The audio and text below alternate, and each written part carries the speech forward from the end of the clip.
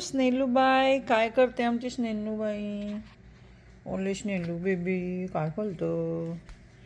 आणि आमच्या स्नेलूचं बेबी पण ग्रो होते तिथे लेट्यूसमध्ये आहे, मी पाहिलं. एकच आहे, बाकीचे मला नाही माहिती तुमचे कुठे गेले.